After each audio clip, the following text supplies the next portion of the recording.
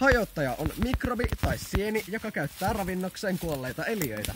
Hajottamisen jälkeen ravinteita vapautuu maaperään tuottajien saataville. Hajottajat kuuluvat kuluttajiin. Esimerkiksi Linnansaaren kansallispuistossa on paljon kääpäsieniä. Ne on kantasieniä, jotka kasvaa usein puun rungossa puunloisena tai lahottajana. Elävällä puulla kasvaessaan kääpä vahingoittaa puuta lahottamalla sitä, kuolleella puulla taas elävät yleensä eri lajit. Suomessa esiintyy yli 200 eri kääpälajia. Tossa yksi.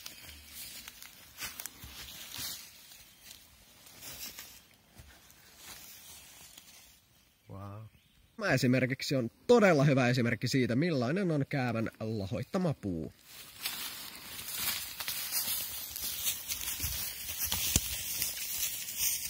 Vaikka tämä tässä on hajoittamista, eivät nämä silti ole hajoittajia.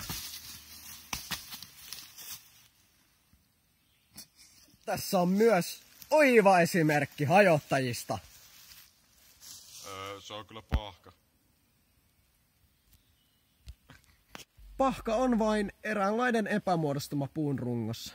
Tässä taas meidän pojat yrittää etsiä toisenlaista hajottajaa, nimittäin matoja.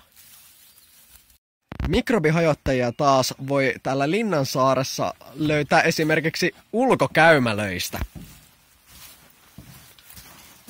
Mihin nyt ottaisitte tarttua niitä hajottajia? No hajottajien tehtävä on sellainen, että ne hajottaa näitä kuolleita eliöitä ja kasveja ja tekee niistä esim. Sellaisia ravinteita, mitä sitten muut kasvit voi käyttää ja tuhotaan se orgaaninen aine sellaiseen erilaisen muotoon.